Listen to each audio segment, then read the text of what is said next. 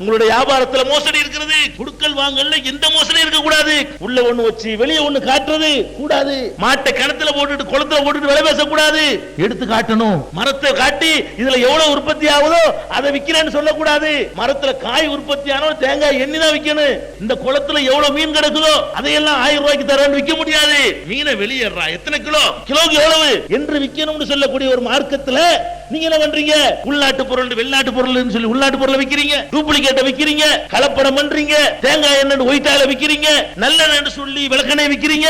இப்படி எத்தனையோ கலப்படங்கள். மிளகாயில செங்கத்தூள கலந்து போடுறான் சொல்றான். அரிசியில கல்ல கலக்குறீங்க, மிளகுல போய்கிட்டு அதை என்னமோ கலக்குறீங்க, சீரகத்துல போய் சதவப்பைய கலக்குறீங்க. இப்படி ஒவ்வொரு பொருளையும் ஒவ்வொரு பொருளை கலப்படம் பண்ணி விக்கிறீங்களே. இது குர்ஆன்ல உள்ளதா? இது ஹதீஸ்ல உள்ளதா? அளவு நிர்வாகிகள்ல மோசடி செய்றீங்களே. இதெல்லாம் இந்த வசியத்துல வராதா? அடுத்தவருடைய பொருளுக்கு ஆசைப்படான்னு சொன்னாங்களே வசியத்துல அவனா விரும்பி தர்றது ஹலால் நாங்களே. இவன் கலப்படத்துக்கு விரும்பி உனக்கு காசு தருவான், நொந்து போய் தருவான். அப்படி ஏமாத்திட்டு பாவி பிரிச்சு பார்த்தோம்னா அப்படி நொந்து போய் 10 வாசிவான். ஆவிகள் இந்த மாதிரி 1000 ரூபாய் வாங்கிட்டு இந்த மாதிரி வந்து ஏமாத்தி விட்டானே, இது உனக்கு ஒட்டுமா? இது உனக்கு ஹலால் ஆகுமா?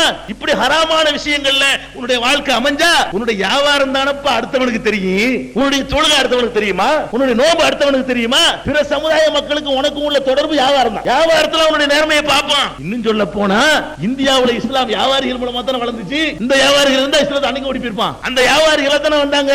அவர்களுக்கு தமிழ் மொழியே தெரியாது. வியாபாரத்துல காட்டின நேர்மை, அந்த சுத்தம், அந்த கரெக்டான எடை, கரெக்டான அளவு, பொய் சொல்லாதது எல்லாம் பாக்குறாங்க. இப்படி ஒரு வழி. இந்த மாதிரி ஒரு கூட்டம் இருக்கடா அசந்து போய் இஸ்லாத்துல நம்ம அப்பம் பாட்டம் சேர்ந்தாங்களே தவிர பெரிய பெரிய சொற்பொழிவுகளை கேட்டு சேரல.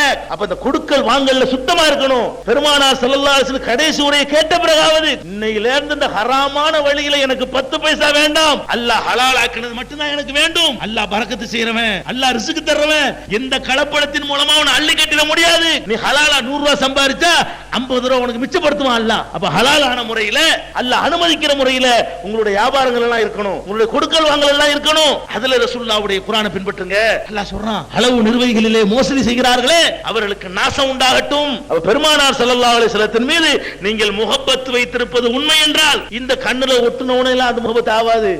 சும்மா முஹம்மதுனவன இதுல ரசூலுல்லாஹ் அப்படி குளிந்து போய்வாங்களா? பெருமானார் ஸல்லல்லாஹு அலைஹி வஸல்லத்தின் மீது உனக்கு முஹப்பத் இருந்தால் உன்னுடைய வியாபாரம் கொடுக்கல் வாங்கல் எல்லாம் அப்படி பெர்ஃபெக்ட்டா இருக்கணும். ஹலால தவிர ஒரு ஹராமான ஒரு பருக்கை எனக்கு வரக்கூடாது, சேரக்கூடாது, என்னுடைய உணவுல கலந்துடக்கூடாது என்று கவனமாக உங்களுடைய வாழ்க்கையை ஓட்ட வேண்டும்.